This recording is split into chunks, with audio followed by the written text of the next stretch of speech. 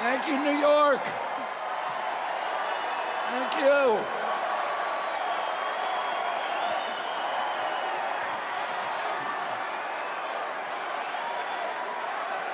Thank you.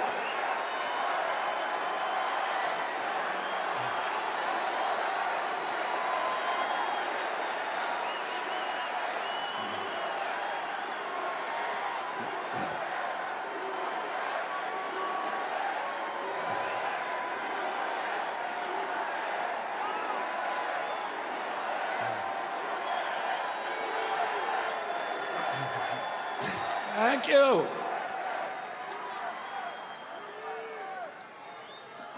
A lot of people ask me why I left the Democratic Party.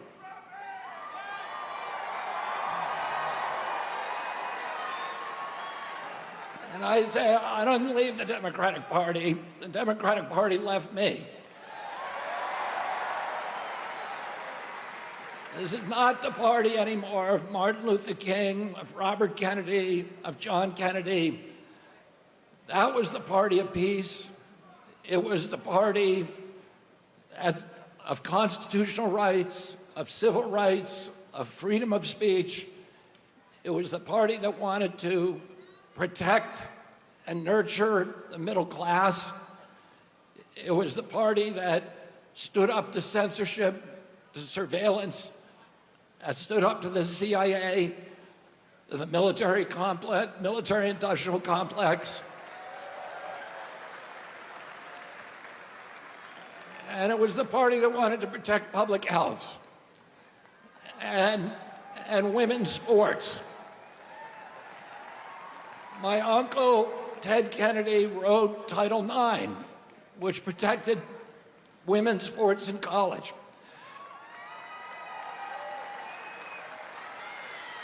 It was the party that believed in voting rights and fought for the right of every American to vote for the person of their choice. Today's Democratic Party is the party of war. It's the party of the CIA. You had Kamala Harris giving a speech at the Democratic Convention that was written by neocons, that was belligerent, pugnacious, that talked about the domination of the world by the United States through our weapons of war. It's the party today that wants to divide Americans. It's the party that is dismantling women's sports by letting men play women's sports.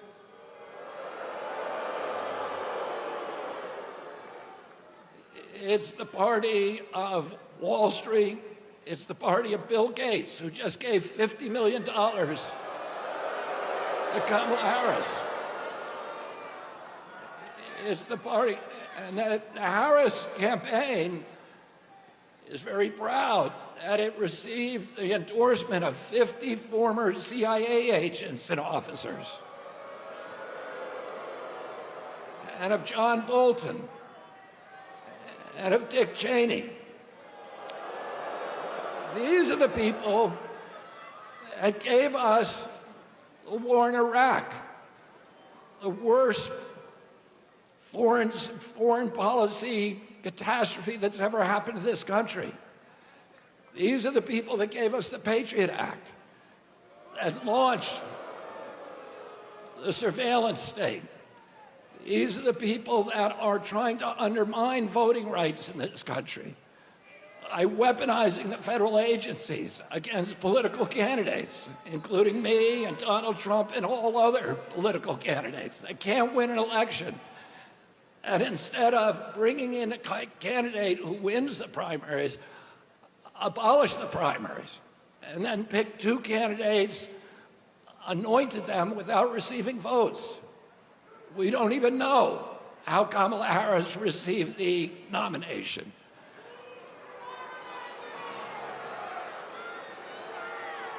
And this is the party of Wall Street, of big banks, of big data, of big tech, of the military contractors, and the parties of big pharma, big ag, big food, and big chemicals.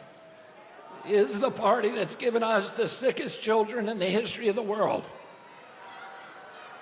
When my uncle was president, 6% of Americans had chronic disease, and we spent 0 on chronic disease in this country.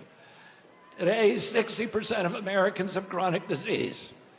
This is existential for our country. We're spending $4.3 trillion a year, 5 times our military budget.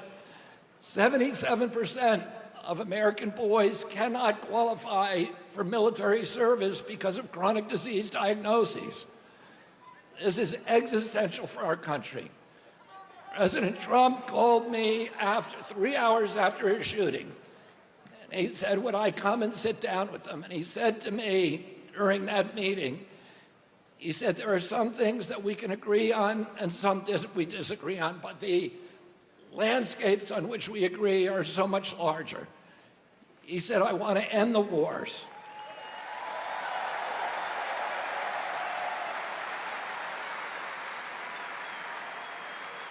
I want to end this surveillance and censorship. I want to protect the Constitution. I want to protect freedom of speech. I want to end the surveillance. I want to end the weaponization of government against American politicians.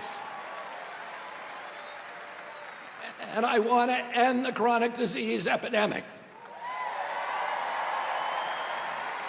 Now, don't you think that we deserve a president in this country who's going to restore the moral authority of the United States of America? Don't you think that we deserve a president who's going to end the warfare state and rebuild the middle class? Don't you want a president who's going to put America first?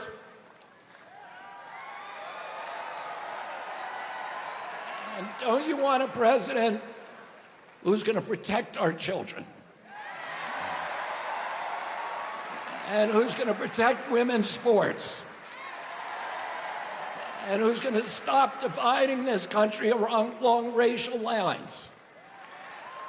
And don't you want a president who's going to end the corruption at the federal agencies, at FDA, at NIH, at CDC, and at the CIA? And don't you want a president who's going to make America healthy again?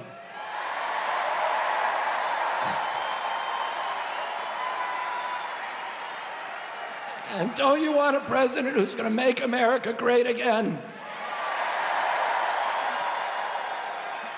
And we need to go to the polls on November 5th and vote for Donald Trump. God bless you and God bless America.